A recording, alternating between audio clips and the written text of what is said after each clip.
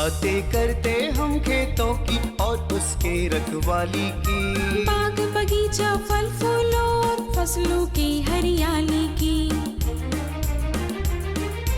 हम बीजों की बातें करते उत्तम जल संसाधन की, हम तकनीकी बातें करते फसलों के उत्पादन की।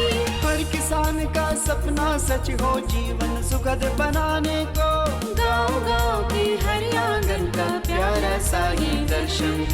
कृषि दर्शन, कृषि दर्शन, कृषि दर्शन, कृषि दर्शन, कृषि दर्शन, कृषि दर्शन, कृषि दर्शन, कृषि दर्शन।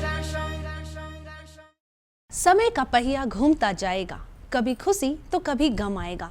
गम में भी मुस्कुराना है, मंजिल की ओर बढ़ते जाना है, खुद को शिक्षित बनाना है, कृषि कार्य में सफलता पाना है। कृषि दर्शन कार्यक्रम में आप सभी किसान भाई बहनों का स्वागत है। मैं हूं नमिता। कार्यक्रम की शुरुआत हो चुकी है, आइए देखते हैं कृषि समाचार। नमस्कार, कृषि समाचार में आपका स्वागत है। मैं हूं दिव्यांशु। आइए देखते हैं आज कृषि समाचार में क्या है खास। मछली पालन के विकास के लिए किया जा रहा है 4 योजनाओं का संचालन।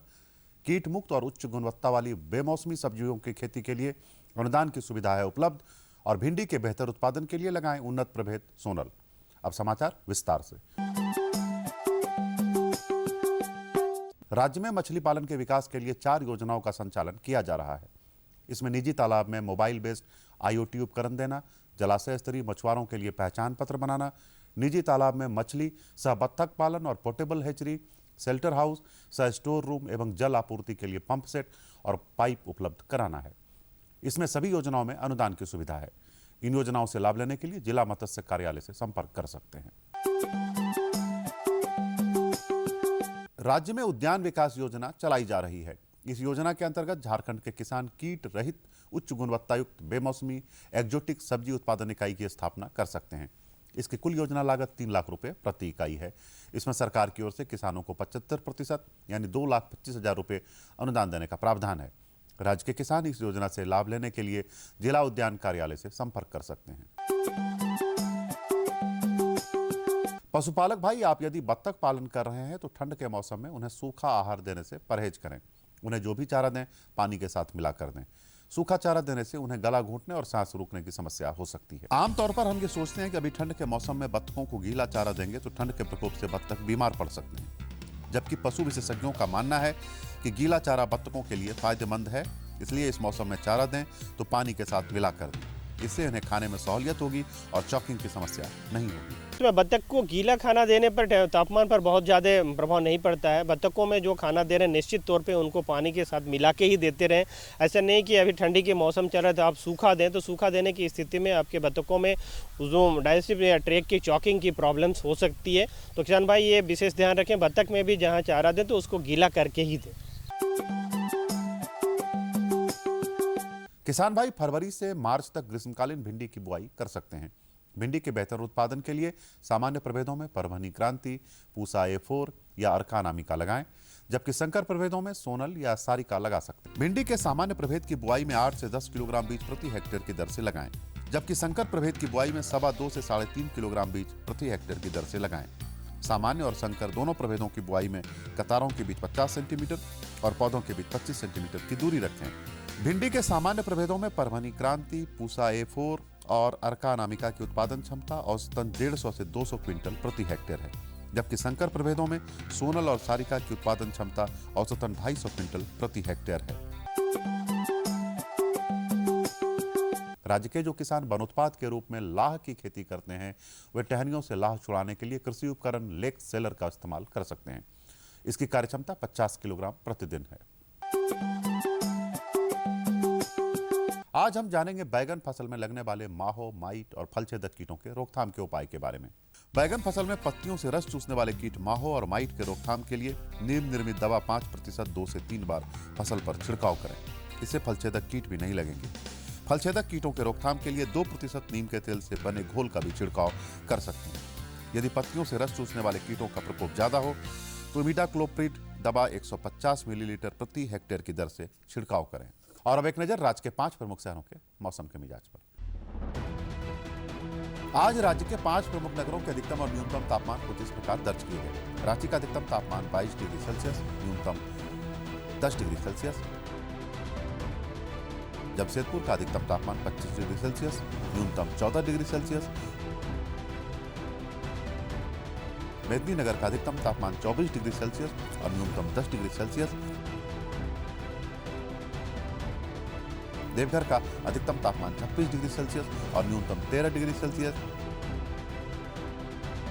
जबकि धनबाद का अधिकतम तापमान 24 डिग्री सेल्सियस और न्यूनतम 13 डिग्री सेल्सियस रहा।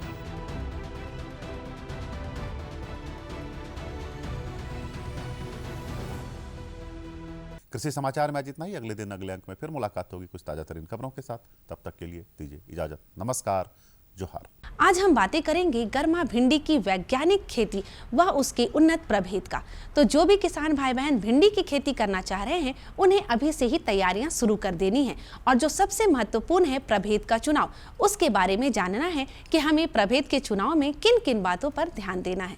आज हम जानेंगे कि गर्मा की भिंडी कैसे लगाते हैं और उनके उत्तम प्रभेद कौन से होते हैं। इस बारे में जानकारी देने के लिए हमारे साथ मौजूद हैं श्री धनंजय सिंह। तो झारखंड प्रदेश में अगर बात करें तो बहुत सारे किसान जो हैं गर्मा भिंडी लगाते हैं, तो उनके लिए जो समय है कौन सा होगा और खेत की जो तैयारी होती है वो सर कैसे होती है। किसान भाइयों, अभी जो है फरवरी माह जो है बहुत ही उपयुक्त है झारखंड के मौसम के लिए, भिंडी का फसल लगाने के लिए। जैसे ही आप खेत तैयार रखें और जैसे ही मौसम में थोड़ा सा गर्मी बने, धूप तेज़ हो जाए, तो आप उसका बीज बुआई कर दें। तो पूरे फरवरी माह जो है आप उसका बीज बुआई के लिए उपयुक्त है। उसके बाद जब आप विलम्ब से मार्च में लगाएंगे उसमें भी होगा, लेकिन थोड़ा सा उपज मतलब जितना मिलना चाहिए उतना उपज भी नहीं मिल पाएगा और बाज़ार में दाम कम हो जाता है, क्योंकि मैदानी भाग का भिंडी जब जो है आता है तो झारखंड का भिंडी का मांग कम हो जाता है। इसलिए किसान भाई फरवरी जो है सबसे उपयुक्त है। और इसके खेत के तैयारी के लिए दो चीज़ ध्यान देना होगा। पहला तो है कि खूब अच्छा हम जुताई कर दें, गहरी जुताई कर दें, खेत से जो है खरपतवार सब निकाल दें। उसके बाद जो है अंतिम जुताई से पहले प्रति डिसमिल 2 किलो खल्ली, नीम का खल्ली हो या करंज का खल्ली हो, और खेत में डालने वाला चूना, कृषि जो चूना है उसका छिड़काव करके और जुताई कर दें। जो किसान भाई मतलब पारंपरिक ढंग से कर रहे हैं खेती, वो जैसे क्यारी बना के कर रहे हैं, और जो एक किसान भाई हमारे टपक सिंचाई वाले हैं, तो जो किसान भाई क्यारी बना के कर रहे हैं वह जो है लाइन से लाइन की दूरी, क्योंकि गर्मा भिंडी में बहुत ज़्यादा बढ़वार नहीं होता है, तो लाइन से लाइन की दूरी जो है 45 सेंटीमीटर 1.5 फीट रखेंगे, और पौधे से पौधे बीज से बीज की दूरी जो है 1 फीट रखेंगे, 30 सेंटीमीटर रखेंगे। लेकिन जो किसान भाई टपक सिंचाई में कर रहे हैं वह जो है बेड बना लेंगे। बेड में जो ही खाद में उर्वरक का प्रयोग करेंगे, जैसे गोबर खाद हो, नीम का खल्ली हो, चूना हो, उसका अनुशंसित मात्रा उसमें प्रयोग करेंगे। उसके बाद बेड अच्छा से बना करके, और अगर वो मल्चिंग करते हैं, प्लास्टिक मल्चिंग करते हैं, तो मल्चिंग करने के बाद जो है लाइन से लाइन की दूरी जो है मतलब पौधे बीज से बीज की दूरी 40 सेंटीमीटर होगा, और एक बेड में डबल रो 2 लाइन लगेगा। जो लेटरल पाइप है टपक सिंचाई का, उसके दूसरे तरफ जो है आप पुनः एक लाइन ले जाए जो 40 सेंटीमीटर पर हो। ध्यान देना है कि दोनों लाइन का पौधा आमने सामने नहीं हो, इस तरह से आपको तैयारी करना होगा।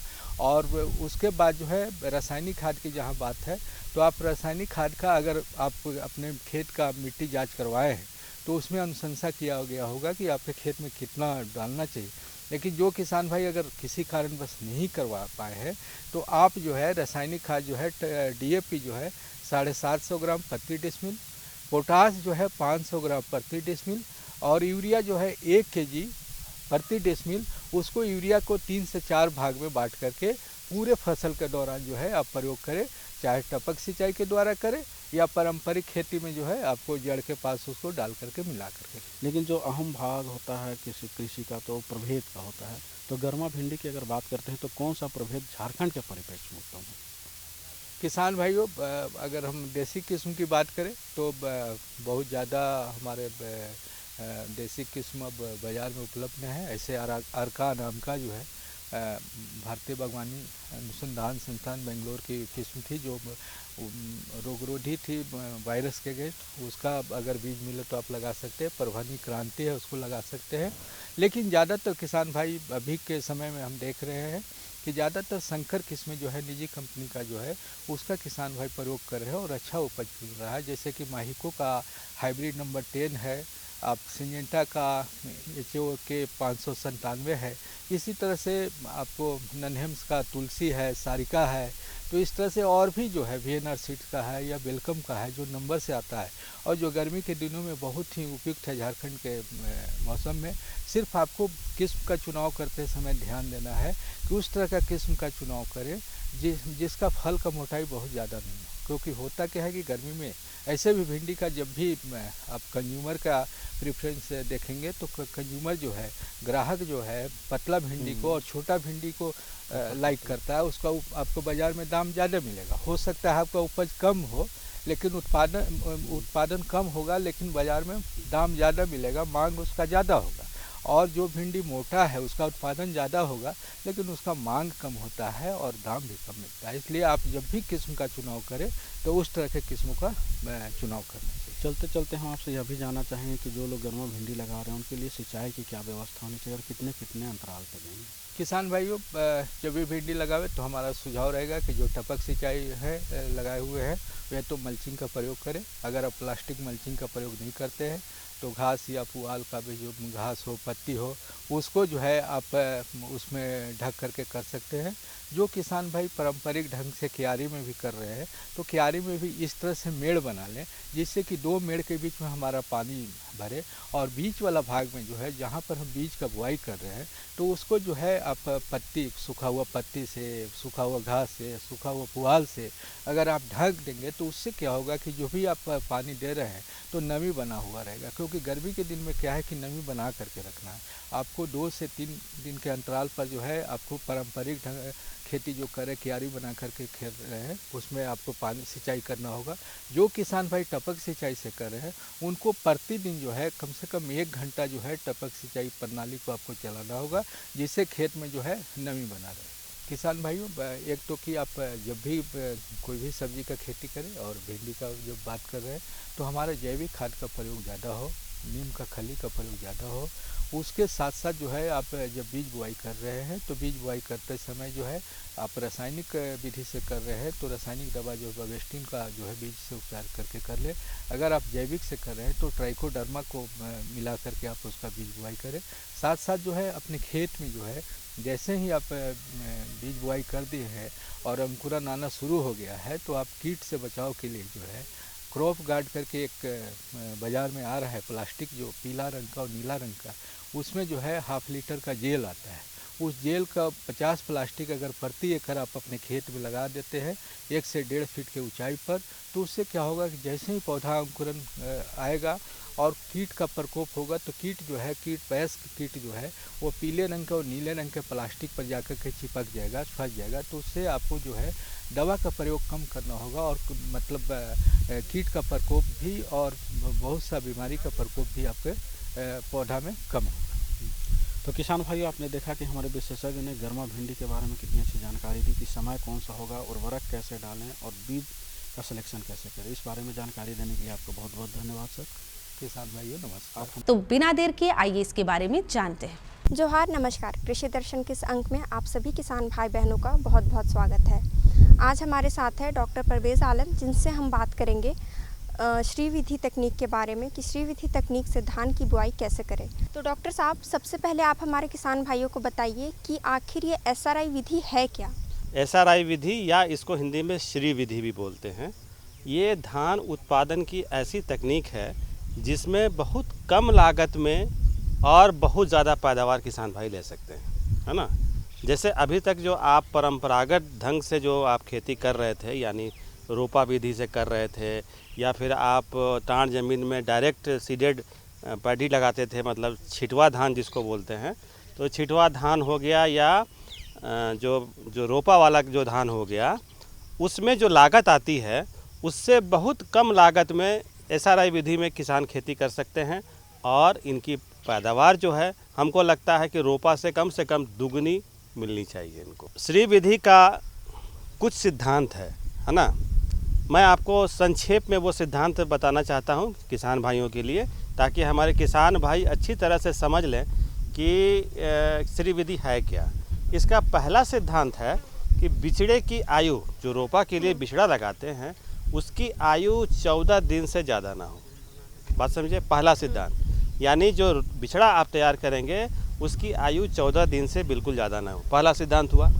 दूसरा सिद्धांत ये है कि इसमें खेत में पानी जमने नहीं देते हैं। रोपा में क्या करते थे, रोपा में खेत में पानी जमा करके कादा करके तब उसमें रोपते थे हम लोग, लेकिन इसमें वैसा नहीं करते हैं। इसमें हम लोग खेत में पानी जमने नहीं देते हैं और खेत को हर 15 दिन के अंतराल के बाद सुखाते हैं, मतलब छोड़ देते हैं सूखने के लिए, और फिर जब पूरे तरह से पानी सूख जाता है तब उसमें फिर पानी की व्यवस्था करते हैं ताकि फिर से गीला हो जाए। बात समझ गए? यानी एक बार सुखाना है, एक बार छोड़ना है। दूसरा सिद्धांत हुआ। तीसरा सिद्धांत इसका ये है कि इसमें जो बिचड़ा आप लगाते हैं वो सिर्फ एक ही बिचड़ा एक जगह पे लगाएंगे आप, है ना। रोपा में किसान भाई हमारे क्या करते हैं कि 2-3 बिचड़ा जो हाथ से उठाते हैं, 2-3 बिचड़ा हाथ में आता है उसको रोप देते हैं। लेकिन श्री विधि में क्या है कि ये गलती नहीं करना है। श्री विधि में एक बिचड़ा एक ही जगह पे लगाएंगे। ये तीसरा सिद्धांत हुआ। और जो बिचड़ा लगाएंगे वो बिचड़े से बिचड़े की दूरी जो होगी वो 25 सेंटीमीटर होगी। तो 25 सेंटीमीटर, तो इसको कैसे करेंगे किसान भाई क्या करेंगे, 25 सेंटीमीटर का कोई लकड़ी का टुकड़ा काट लेंगे और उसी से नाप करके ये लगाते जाएंगे।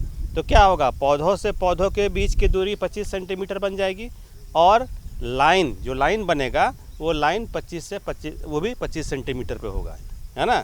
यानी अगल बगल की भी जो लाइन है वो भी 25 सेंटीमीटर दूरी पर और पौधों से पौधों के बीच की लाइन है वो भी 25 सेंटीमीटर दूरी पर। ये 3 सिद्धांत हो गया।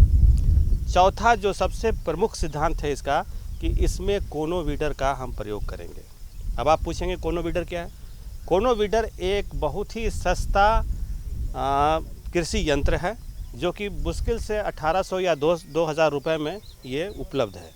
कोनो वीडर का प्रयोग कम से कम खेत में 3 से 4 बार करना है फूल आने से पहले, है ना। ये ध्यान रखें किसान भाई कि फूल आने के बाद कोनो वीडर का प्रयोग बंद नहीं करेंगे, क्योंकि अगर ऐसा करेंगे तो क्या होगा, किसान भाई के चलने से उनके बदन के हिस्से से पौधे टकराएंगे ना, तो उससे क्या होगा कि सारे फूल वहीं पर झड़ जाएंगे और किसान भाई को पैदावार में काफ़ी नुकसान उठाना पड़ सकता है। इसलिए चौथा सिद्धांत ये है कि कम से कम 3 बार यानी 15 दिन अंतराल के बाद फूल आने से पहले 3 से 4 बार कोनो वीडर का प्रयोग करें। और कोनो वीडर का प्रयोग का सबसे अच्छा तरीका है कि एक बार आप उत्तर से दक्षिण की तरफ जाएं और दूसरी बार पूरब से पश्चिम की तरफ जाएं। जो आपका जो धान का जो पौधा है उसके जड़ में एरेशन मतलब हवा भी लगता है, जिसके चलते बढ़वार बढ़ जाती है। तो ये 4 सिद्धांत हमारे किसान भाई याद रखें। हमको लगता है कि अगर इसको सही समय पर अनुपालन करेंगे तो बहुत अच्छा उनको लाभ मिलेगा। लेकिन सबसे बड़ी बात है कि धान की खेती में पानी का बहुत महत्वपूर्ण ये होता है कि जो पहले की जो तकनीक थी उसमें पानी का बहुत इस्तेमाल होता था, पानी का जमाव किया जाता था खेतों में। तो श्री विधि में पानी की जो भूमिका है, कितना पानी उसमें उपयोग होता है, कितना हमारे किसान भाई पानी का उपयोग कर सकते हैं। जब हर आदमी को आवश्यकता के अनुसार आविष्कार करने की आदत है ना, मनुष्य जाति ऐसा है। अब क्या हो रहा है, आप देख रहे हैं कि पहले जो पानी की उपलब्धता थी अब धीरे धीरे वो कम हो रही है ना। और पानी जिस समय खेत में जमा करना है कादा करने के लिए रोपा से पहले, उस समय पानी नहीं मिलता था। तो इसी सब के चलते श्री विधि का विकास हुआ, है ना। वो कादा करने के लिए आपको मालूम है कम से कम 1 बित्ता पानी खेत में जमा होना चाहिए। तो उतना पानी इकट्ठा अब नहीं होता है जल्दी, और ना जब होता है तो क्या होता है कि किसान रोपा नहीं कर पाते हैं, और रोपा जब समय पर नहीं कर पाते हैं तो उनका नुकसान होना शुरू होता है। तो इसी सब से बचने के लिए सिर्फ खेत में नमी होना चाहिए, यानी पानी की आवश्यकता बिल्कुल ख़त्म हो गई। बात समझ गए। तो नमी में आप लगाइए, है ना। और जो जल जमाव की स्थिति बना के रखा जाता था रोपाई से लेकर के कटाई तक के समय तक, वो इसमें बिल्कुल आवश्यकता नहीं है ना। सिर्फ तो पानी का क्या हुआ, पानी का जितना रिक्वायरमेंट है वो बहुत कम हो गया। तो यानी एक दूसरे शब्दों में हम ये भी कह सकते हैं कि बहुत ही कम पानी में या धान की आप उपज कर सकते हैं, और वो भी रोपा विधि से दुगनी। डॉक्टर साहब, आप हमारे कार्यक्रम में आए, हमारे किसान भाइयों को इतनी महत्वपूर्ण और अच्छी जानकारियाँ दी, इसके लिए बहुत बहुत शुक्रिया। धन्यवाद। जोहार किसान भाई। देखा ना किसान भाई बहनों, आज के अंक में इतना ही, क्योंकि समय हो गया है आपसे विदा लेने का। जाने से पहले आपको फिर से याद दिला दूं कि आप हमारे साथ जुड़ सकते हैं फेसबुक और ट्विटर पर। साथ ही साथ कृषि दर्शन के प्रोग्राम को आप हर समय देख सकते हैं यूट्यूब पे। अब फटाफट हमारा पता लिखिए। हमारा पता है कार्यक्रम कृषि दर्शन, कृषि प्रकोष्ठ द्वारा केंद्र निर्देशक, दूरदर्शन केंद्र, रातू रोड, रांची, पिन संख्या 834001। अब आप हमें और हमारी पूरी कृषि दर्शन टीम को विदा दीजिए। जोहार।